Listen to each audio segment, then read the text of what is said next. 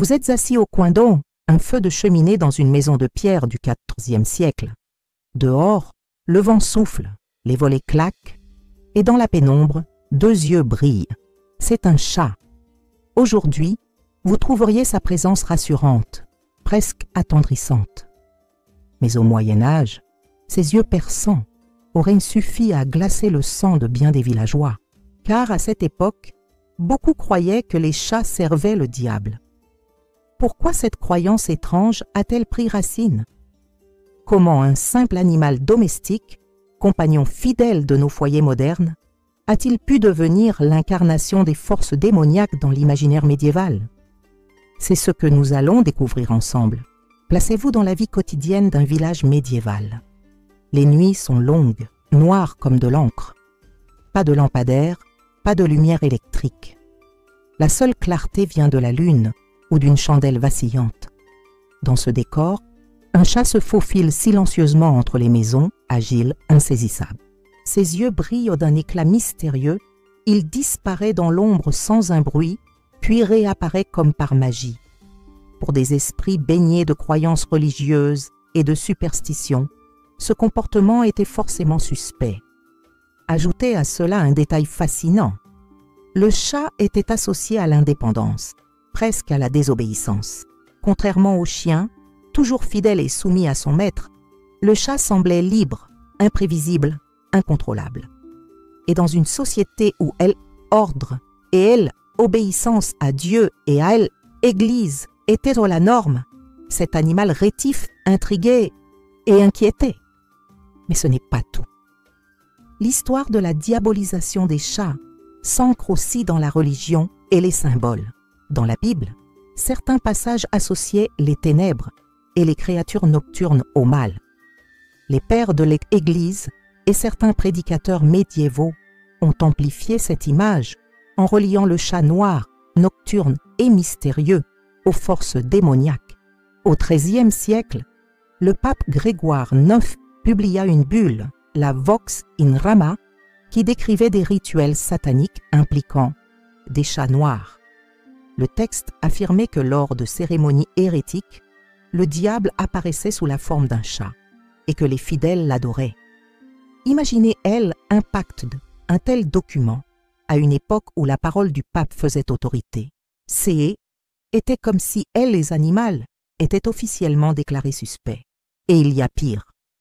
Dans l'imaginaire populaire, les chats n'étaient pas seulement liés au diable, on les pensait complices des sorcières. On croyait que les chats étaient leurs familiers, des esprits démoniaques prenant forme animale pour assister leur maîtresse dans ses sortilèges. Placez-vous dans la peau d'un paysan médiéval. Une vieille femme vit seule à la lisière du village, accompagnée d'un chat noir. Les récoltes échouent, une vache tombe malade, un enfant prend de la fièvre. Tout le monde cherche un coupable. Et quoi de plus évident que d'accuser cette femme et son mystérieux compagnon?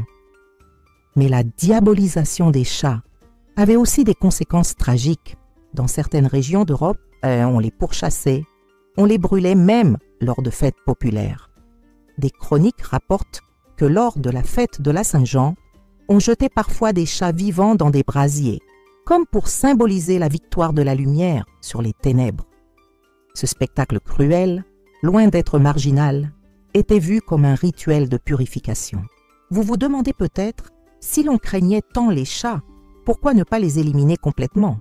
La réponse est simple et ironique. Les chats étaient indispensables. Ils protégeaient les réserves de grains des rats et des souris, de véritables fléaux pour la survie d'un village.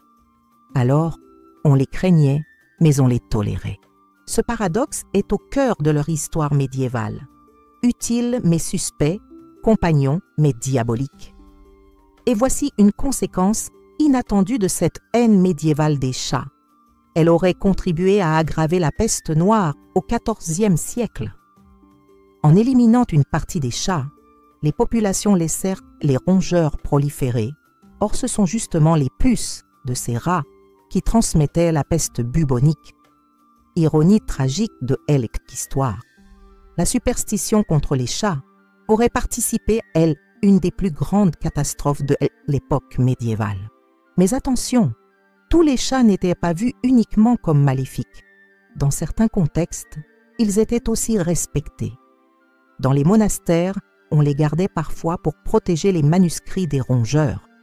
Certains moines ont même laissé des notes dans les marges de leurs livres, se plaignant des chats qui renversaient l'encre ou griffaient le parchemin. Ces petites anecdotes nous rappellent que, malgré les peurs et les superstitions, les chats faisaient bel et bien partie de la vie médiévale au quotidien. Alors, pourquoi cette histoire oubliée fascine-t-elle encore aujourd'hui? Parce que celle nous montre à quel point les symboles peuvent transformer notre perception un animal banal.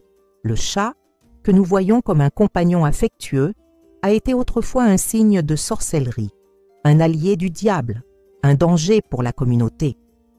Imaginez un instant, si vous aviez vécu au Moyen Âge, auriez-vous osé caresser ce chat noir qui traverse votre chemin? Ou bien auriez-vous détourné le regard, par peur de croiser le regard du diable lui-même? Ce récit nous rappelle une chose essentielle. Dans le Moyen Âge, rien n'était jamais anodin. La vie quotidienne était traversée par des croyances, des symboles et des lois étranges. Et derrière chaque animal, chaque geste, chaque ombre, pouvait se cacher une histoire bizarre, inquiétante ou tragiquement humaine.